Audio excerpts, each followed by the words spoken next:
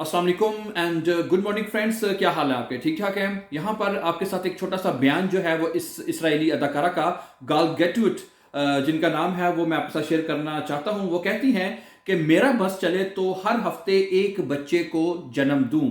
Israeli अदाकारा, ठीक है। इसराइली अदाकार गाल गेटवेट ने बच्चों की पैदाइश से मतलब एक गैर रवायती बयान दिया है।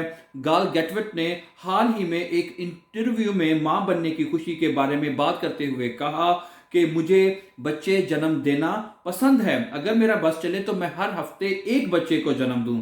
अदाकारा ने अपना जाती तजर्बा बयान किया है। वो बच्चे को जन्म देने के लिए बजरिया इंजेक्शन कमर से के जो निचला हिस्सा है को सुन करके, यानी कि उसको बेहिस करके, यानी कि जब उसको सुन कर दिया जाता है, ठीक है, तो जिसकी वजह से उन्हें उतनी तकलीफ नहीं होती। इनका कहना था कि बच्चे को जन्म देते वक्त आपको ऐसा महसूस होता है कि आप किसी को जिंदगी दे रहे हैं और ये बेहतरीन है। अदाकारा ने मजीद कहा कि जब आप मां बन जाती हैं तो सेट पर, यानी जब वो शूटिंग करती हैं सेट के ऊपर, तो के दौरान आप एक पतंग की तरह उड़ रही होती हैं, लेकिन जब आप घर जाती हैं तो बहैसियत मां आपको असल काम करना होता है।